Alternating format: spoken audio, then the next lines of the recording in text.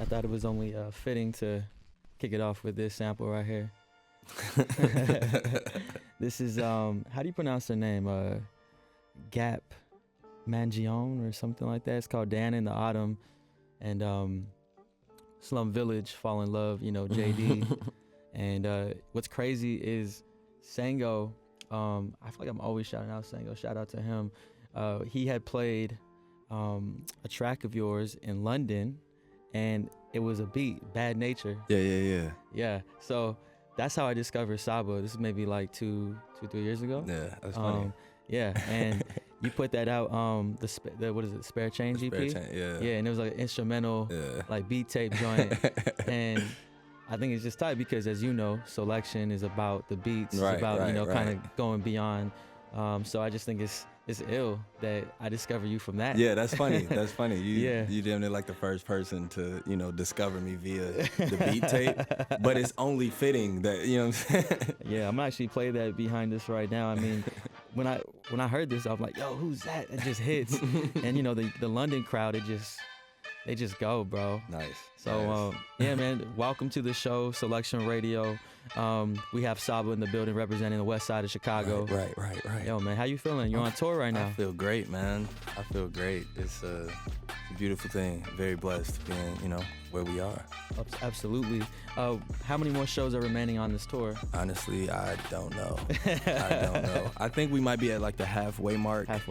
We had 28 in total. Woo. So we got, we might be a little over halfway even. But I don't know. I don't look at the schedule. You just keep going. Yeah, right. How you feeling though? You feeling healthy right now? You feeling a little fatigued? Yeah. I feel good. I'm tired, but it's like it's natural tired. You work, you get tired. You got the tea. What kind of tea you got? I got the tea. It's the apple special. It's the mint with the right dose of honey. I'm not a big honey person, but I fuck with honey. I respect honey. Yeah. And I know it's, a necessary evil for me. What's your tip in preserving your voice and keeping it ready? Because you have a lot of energy. You know what's crazy? I don't have one. I wish I had one. Sometimes it's literally like knowing when to hold back and when to go full throttle. Yep. But for me, I don't know. I'm sure there's, eventually, hopefully like an OG will hear this interview and be like, I got you. This is what you need to be doing. But honestly, sometimes like even right now, like my voice is like, it's not really what I sound like naturally, but it be sounding cooler to me. Like, I'm like, my voice is like 80% there. So I got a little going on. And that, like, what's crazy is we recorded a lot of albums like that. Like, so it's like a lot of different voices. A lot of rawness. And But I'm always for experimenting with new voices, Yeah, this been long overdue. I want to give a shout out to Sahar for helping connect the dots. She's based out in Chicago. She's from Indy, and man, I think it's just dope to have you here. I've been listening to your music for a few years now. Nice. And me, it's all about timing.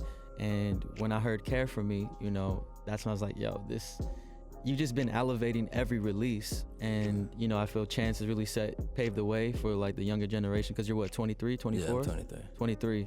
And I know No Name, it's cool to, I know Smee is from St. Louis, but he's out in Chicago. Yeah. You got John Doe, you got Raven Lene, Cam Obi. The list is infinite. Yeah, Joe Purse. There's so many like great artists coming out of Chicago, and I know it's all like West Side, South Side, and stuff like that. But you're representing the West, where Twista and Lupe came out of. Right. Man, Care for Me is, man, it's just one of those projects where I could play from the start and listen all the way through. And you're so poetic, and you have a lot to say.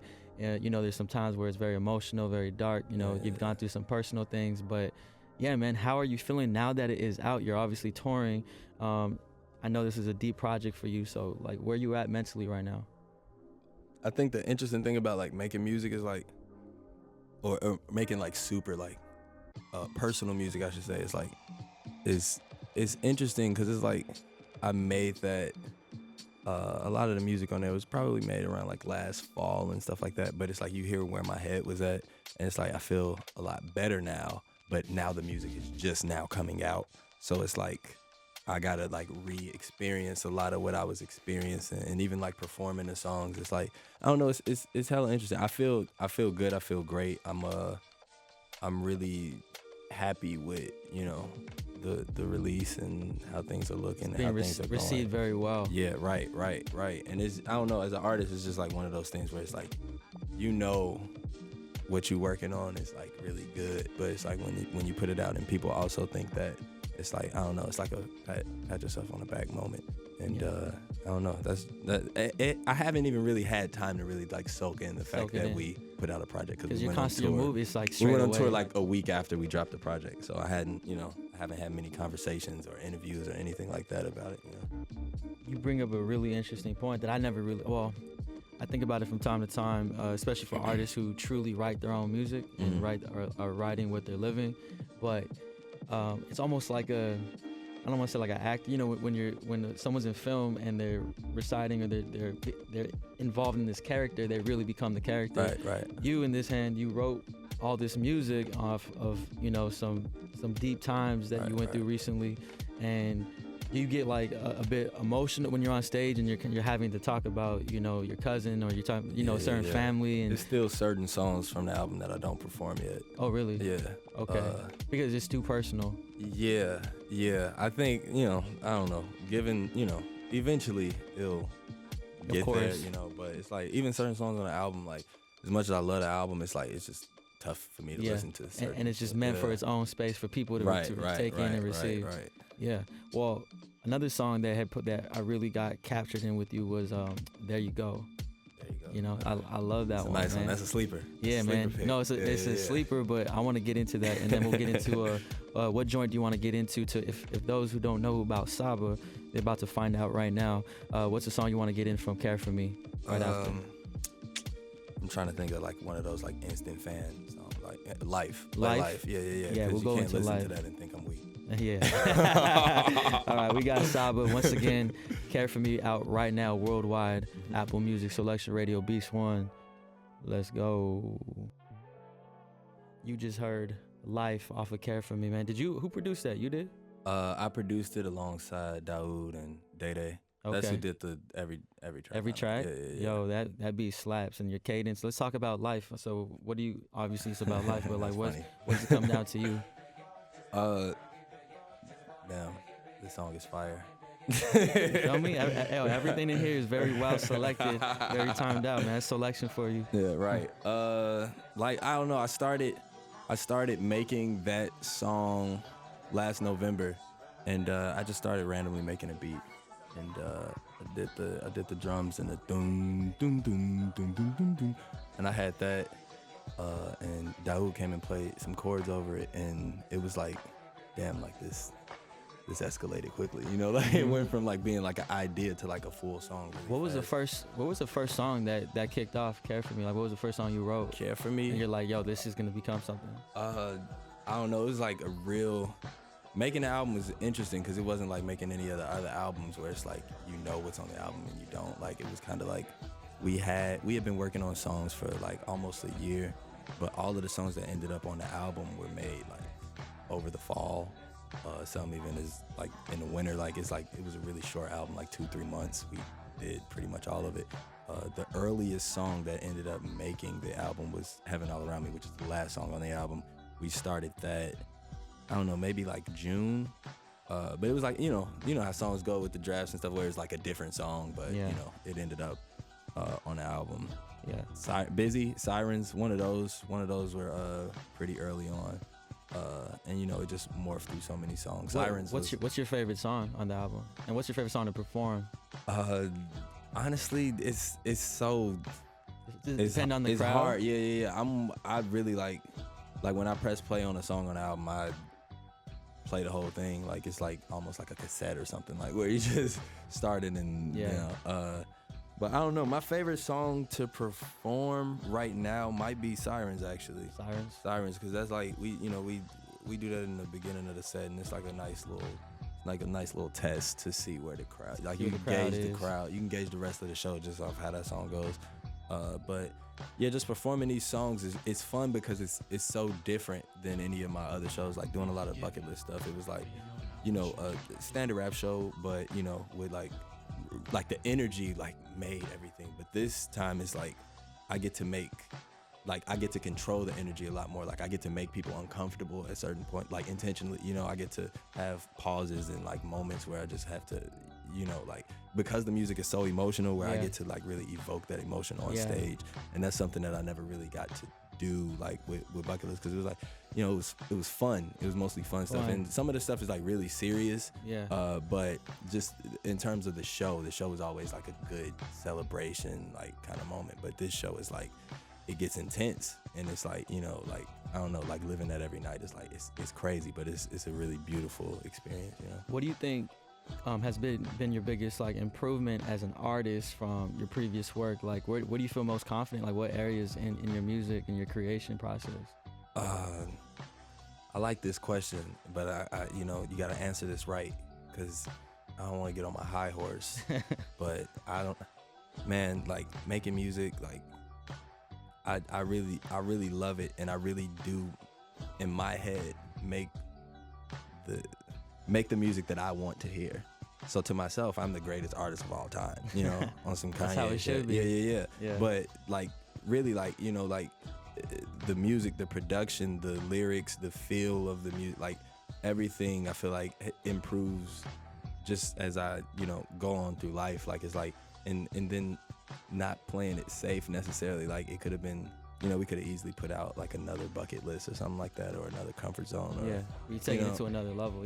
But it's like growing from project. It's a mature album. You know what I'm saying? And that, you know, that just is a part of life. Really, it's like, you know, if I already did something, I don't want it to sound like that no more.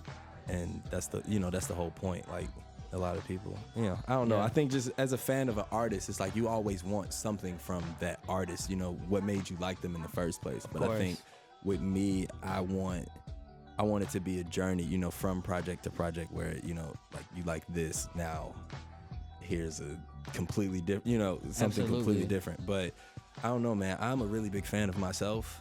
That's and good. I think I'm fucking dope, man. Yo, you are. Well, that's why you're here. That's why I brought you here, man. Is because I think you're ill, and you know, if you notice, I have this Bone Thugs and Notorious B.I.G. instrumental behind us. And, you know, I relate to you growing up listening to Bone Thugs, their cadence and how fast they rap. I mean, I couldn't always understand what they said, but I respected how many words they got in the line, in the bar. And, this track, I know you really love this track. This is the song that I that started inspired rapping. you. I started rapping based off this track. And what's ill is like you know, you came up, you know, going to, you like doing poetry, like spoken word stuff. And I know you, No Name, would just pull up and you guys would be performing every week, you know, like years past. So it's just dope because I could hear that in your music.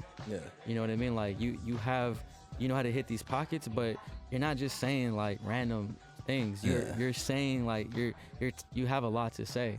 I think that's one thing that I learned from the poetry open mics. Like, I wasn't going to the poetry open mics and doing poems. Like, we was going there and spitting bars. Like, you know, like we was rapping. But I think just being around the poets, you was able to see like there's so much more that you can bring to music. You know, like just subject material. Do you know think? What I'm saying? I know you have a great IQ. I know you know you got like a 3.5 or 3.9 in college and coming up, and like that's amazing. And do you feel that music helped enhance, you know, your IQ and just kind of, I know you play the keys as well, or what instruments do you play? I dabble with the keys. I think the IQ shit is made up. The school shit, that shit made up. Well, I'm just saying, like, you're a smart rapper. I got good grades because I knew how to get good grades. You know, like, you know, you do the work. You know, I was doing homework. You know, extra credit and shit like that. But I think I had a good understanding of what teachers wanted in a student. I wasn't necessarily very book smart or anything like that, or like even like, you know, there's so many things that I don't know, so I don't like, you know, me being smart as fuck being a thing. But, you know, I bring what I can to the rap world. I guess what I was saying is, as an artist, you're conscious, but like you don't do it in a corny way or like overly conscious. Like, you're telling your story, and you could easily be talking about just like fun and parties, you know what I'm saying? So I'm just saying I appreciate that. When it comes to production and the music you create as a producer, what are you creating on, and how long has that been going on? I started making beats around the same time I started rapping. I was like 8 or 9. Crazy. And you come from a family, a musical family as well. Yeah. So that's kind of how I got into it. Like my granddad had a motif, Yamaha, the big joint, and I just used to produce, all types of stuff in that while reading the manual and stuff. And it's kind of one of those things. Like once I started making beats, I'm like, oh, it was around the same time where I heard the Bone Thug song. Like I might as well, give it a shot. And yeah, I don't know, man. Making beats, like. It's always, it's like how you capture that vibe, whatever you feeling. And sometimes I think the coolest part about being a creator is you don't always even have to know. The majority of the times you just go in and like start making shit up, bang some shit out, like it's all feeling. Yeah. It's all feeling, and sometimes it works and sometimes it won't. But it's to keep doing it, But yeah, as a producer, I don't know. I'm clueless as fuck. Like I just go do you. in and just. That's what it's all about. And I think again, as an artist nowadays, it's important, to be able to do everything and know how to produce, know how to engineer, know how to cut your own vocals, and you don't necessarily even need a studio nowadays. So that's ill. Let's get into some more music. I like where this conversation is going. Anything from your discography that you feel the listener, for those who don't know, should hear, outside of Care For Me? Yeah. Let's see. Any song that just comes to mind, intuition. That's a good bucket. Let's play Photosynthesis, because that's my favorite song on Bucket List. Photosynthesis? Yeah. We'll get into that right now off a Bucket List. Stay tuned. Once again, that was Photosynthesis featuring John Doe. Shout out to her. She's on tour with you right now. Yeah. How's she been doing? Great, man. It's really cool, man, because it's like the tour has been like a family affair. Like, that's my cousin. Oh, she's your cousin? Yeah, she's my cousin. Wow, what a small world. And Joseph is my brother. So it's like, it's, all the family. That's crazy. And then, man, it's such a small world. And then obviously, like, I found out about it through Smino. Yeah. So it's just really dope. Yeah. And let's talk about Pivot. Yeah, right. So that's your crew. Let's talk about it. Why the name Pivot? Why the name Pivot? All right, I gotta credit my brother Joseph Williams for that. Is he a rapper? Yeah, he a rapper. Okay. He a rapper. You'll get into him if you come to the show. I'm coming to the show tomorrow. All right. Roxy. Well, yeah. You'll learn a lot. Okay. You'll learn a lot. All right. I'll make sure I'm there a little early. Then. All right. But yeah, he was watching Friends one day, and there's an episode of them moving the couch up the stairs, and they yelling Pivot. And honestly, it just came from that's that. where he came from. And for those who are wondering, your name Saba came from Sabotage. Oh yeah. Let's talk about it. Yeah, man. My name is Taj. Yeah. And when I was a kid, I used to go by Sabotage, and here I am. Rest is history. Yeah. Saba. Nah, that's say no more. Yeah. And who in Chicago? So like I know you and Chance are close, and you had even a joint on Coloring Book. Mm-hmm. Who are artists right now that, even outside of Pivot, that you feel people should know about, whether producer, artist, because such a rich culture out in Chicago, you know what I'm saying? Yeah. Anyone you feel like the people should like research? Anyone that is on the come up that no one even knows about? I feel like y'all do a good job of showcasing a lot of Chicago shit. Yeah, organically. Yeah, so I think a lot of the people who are listening to this may already know, like all of the people that we have to name. Yeah. You know who I think has a lot of potential to be next is Cam Obi. Cam, come on, man. Cam is the... No, but like he low key though. He low key. Cam has been... I remember in like 2012, 2013 when I met Cam, he's the best producer like of all time, damn near. Like, and I told him this on multiple accounts. Like, he can literally create musical, man. Anything that like... It's like making like fire beats is like easy. Like he's on to the next thing. Like he's an alien. He's like he's one of those like ask whatever. Right. Like, Right. Play the most fire beat ever and then be like, this is, Now I know he told me he's from Vegas, but now it's crazy how everyone like I still consider him a part of the Chicago culture and history of music right now. In terms of West Side versus South Side, earlier we had mentioned, like when people think of like the OGs like Common, Twista, Ye, and so forth, and then you had like Chance and Vic, and then Save Money. Is it really like like, does everyone get along in the city? Is everyone like really connected, or like nowadays? I know you guys are kind of bridging the gap. It's not. It shouldn't really be about what side of Chicago you from. Yeah, I think we all get along. I think it's, there's the weird undertones and like with any city, where it's like everyone wants to be the top. Don't at go the top. over there, It's like one of those where if you out south, they saying don't go west, and if you west, they saying don't go south. But I think it's it's getting to a point where it's like it's becoming much more loving, especially with the music. Like everybody loves each other in Chicago. That's musically, so it's like. Especially because it's at a point now where we've all known each other for like years and years now, so it's like it's all love, Yep. And it's ill on No Name's also on the come up, and it's been dope. I didn't even realize you co-produced a few joints on that record, right? Yeah. Man, you see, I sneak around. It's cool how much we talking about production because I don't really get to talk about it. But again, I want to just like remind people that like, you got to pay attention. Production is so important, man. It's so important. Which again, I got to shout out Data and Daoud because like they really like as far as the Care For Me album sounding and like being what it is, like they had everything to do with that. Like my little ideas really went to the next level working with them. And yeah, and No Name, that's like my sister, bro. Like I've been recording her since I was like 16 years old. Wow. And this is cool, man. Everyone's interconnected. Yeah. Like I barely found really out about some of you guys, but you guys been working together for a long time. Yeah. And shout out to Felix because me and Felix did a lot of me, Felix, Cam Obi, and No Name shared an Airbnb. And that's where we did all the telephone and we did all the bucket lists in that same. Like a dream team. Yeah, it's like your guys' own version of Red Bull Music Academy. Like straight up. Right, like the Chicago version. Right. No, that's tight, man. Well, it's really dope to hear the progress and realize how many of you guys have actually been working. And it makes sense because you guys all like get along and complement each other well. After this tour is over, they're about to give me the sign right now that we gotta go. I feel like we can sit here and talk for like an hour. Right. Is there, what's next after this tour for you? Now that the project's out, are you just gonna chill? Or are you gonna go to travel the world? I don't know. It don't really feel like a chill time. I had chilling. We've chilled already. Yeah, that's real. I'm, back to work. I got a studio now out in Chicago, and I miss it. Being in LA is cool, but I miss. Nah, I feel that. I miss home the is studio, home, and the studio. And are you solo? Or are you with a label? No, I'm independent. You're independent. All right, that's great to hear, man. The team is Christella. You just met Christella. And Rory, who's maybe on a flight here right now, but. Yeah, you have a strong team. Yeah, and pivot, and it's us moving, and things are looking okay. Things are, Nah, it's looking great, complain. And you have a lot to say. And I also have to say I saw the freestyle on. I heard the freestyle. Well, you did 2 freestyles, but I heard the recent one. I didn't even hear the first one. I heard the recent one. Yo, you killed you. That was a for real full freestyle.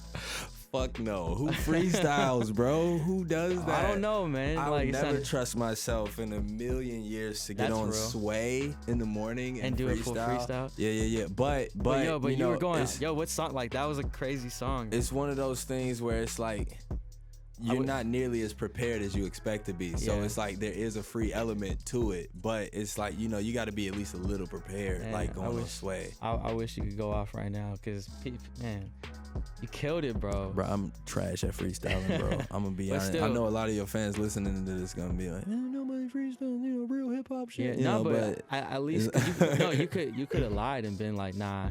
That's me. I freestyle. Nah, bro, I didn't freestyle that shit, and neither did anybody else that you watching freestyle that shit. True. No, that's real. No, I was fucking up. Like it looked like a freestyle because it was some new shit. No, you know what new. Though? I kind of knew that it was something that you wrote because you had like a chorus. You had like you were repeating the words. I'm like, oh, this sounds like too perfect.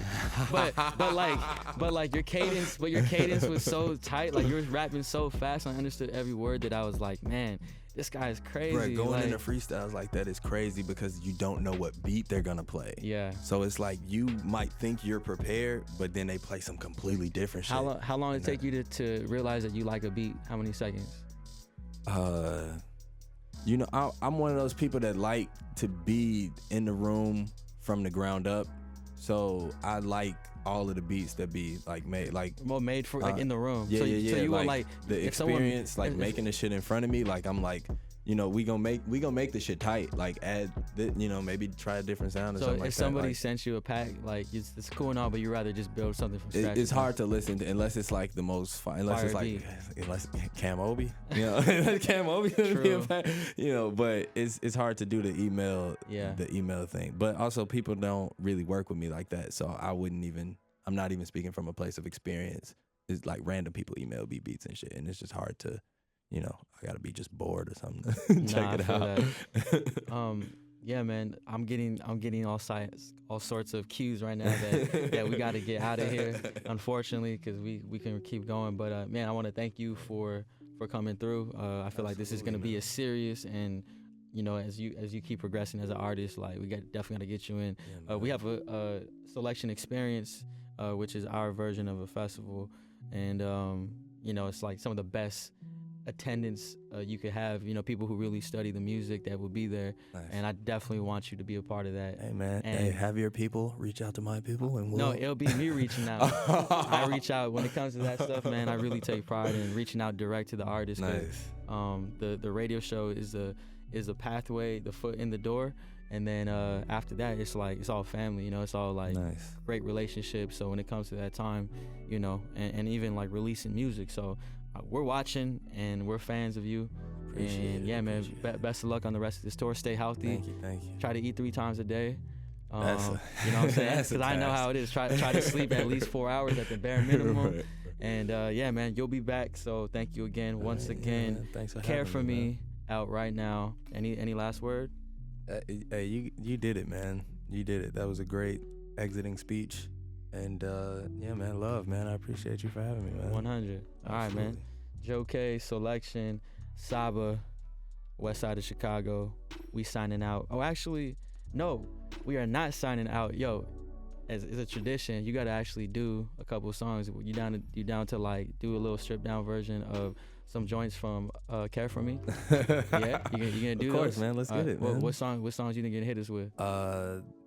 One of my personal favorites, Busy Sirens. Okay. And also what might be my actual favorite, Calligraphy. You know, that's the one. Calligraphy. Say no more. If you guys don't know, you're about to hear it right now. Once again, Soulection, Saba. Stay tuned.